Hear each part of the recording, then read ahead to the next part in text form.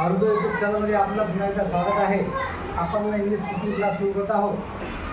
मागील आठवड्यामध्ये आपण आय हॅव अ कार अशी सुरुवात केली होती, म्हणजे माझ्याजवळ कार आहे.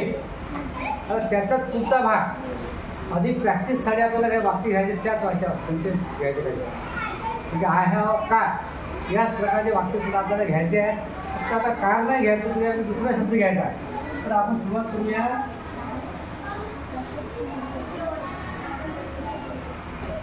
I have a pen. अगदी सोपे शब्द आपण घेत आहे.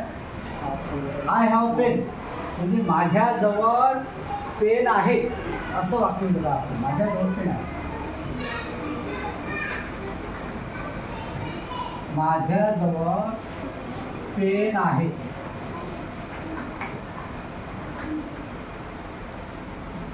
सगळं वाक्य माझ्याजवळ आहेत अशा प्रकारचे वाक्य आपण शिकत आहोत.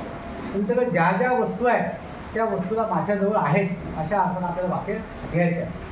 आता आय हॅव अ पेन आहे, माझ्याजवळच नसते. आता आपले याचे 6 घ्यायचे, 6 सेंटेन्सेस, 6 वाक्य घ्यायचं. नंतर दुसरं घेऊ आपण आता वी हॅव अ पेन. आता पेन शब्द बदलणार नाही. आय हॅव नंतर काय आता वी हॅव आला. हे लक्षात ठेवा. एकाच प्रकारचे वाक्य नाही आले पाहिजे. आपल्याला एक वाक्य अनेक प्रकारामध्ये बसवता आलं पाहिजे. We have a pen. उईचा काय होतं? उईचा आपण आम्ही म्हणतो, पण आम्ही पेन असं बोलतो नाही आपण. आमच्याजवळ पेन आहे. आमच्याजवळ पेन आहे असं आपण बोलतो. बोलताना वाक्य सरळ करून घ्यायचं. जसा तसा अर्थानं आपल्याला वाक्य द्यायचं बोलता येत. तुम्ही झाला. आता आपण घेऊया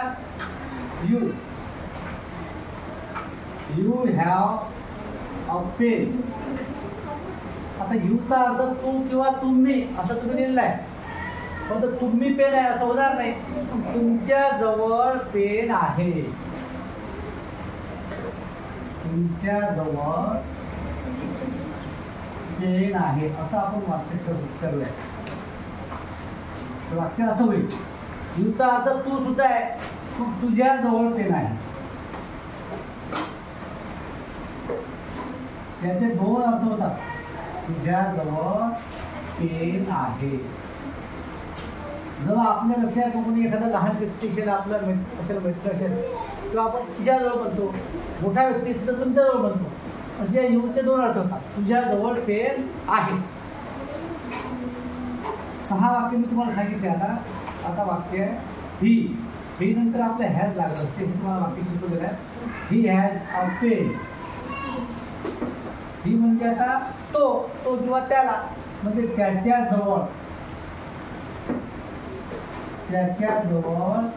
पेन आहे. त्याच्याजवळ पेन आहे. वास्तव वाक्य सी म्हणजे ती किंवा तिला. सी नंतर लागते has. She has a pen. She म्हणजे ती तिला. आता काय होईल? तिच्याजवळ पेन आहे.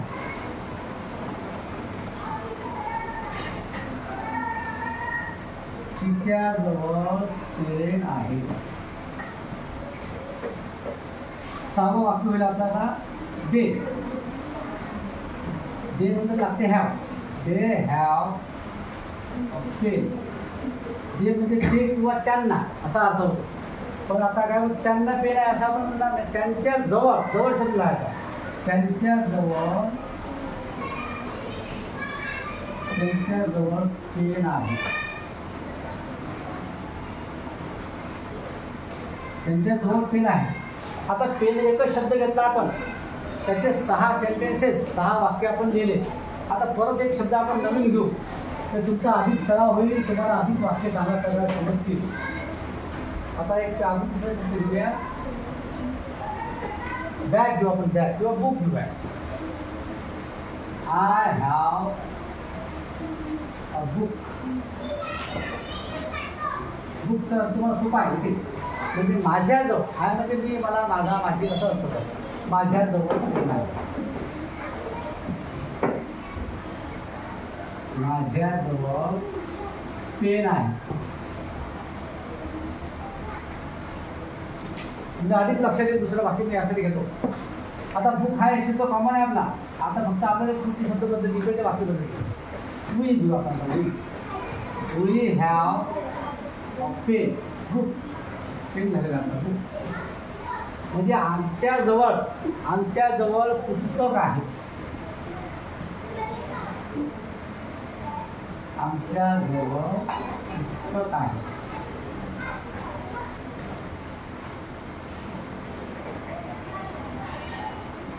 आमच्याजवळ पुस्तक आहे. आपला खरं काय आहे? You job. You have a book. हा बुक शब्द कॉमन आहे. तुमच्याजवळ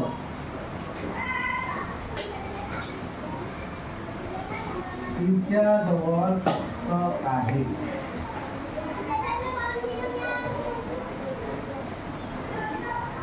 यूचे दोन अर्थ होतात. तू किंवा तुम्ही. म्हणजे आपल्यापेक्षा लहान असेल तर आपण त्याला तू म्हणतो. मोठ्या व्यक्तीचं तुम्ही म्हणता. आता तुम्ही झालेलं आहे. तुम्ही तुमच्याजवळ.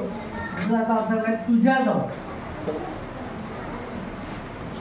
तुझ्याजवळ ते बुक आहे. पुस्तक आहे.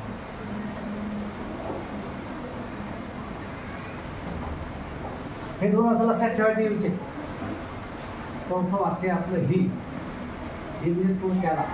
He has. आता हॅज दाखवली. He has a book. ही म्हणजे तो त्याला किंवा त्याचा त्याची त्याची. त्याच्याजवळ पुस्तक आहे. त्याच्याजवळ पुस्तक आहे. पाचवं वाक्य आता सी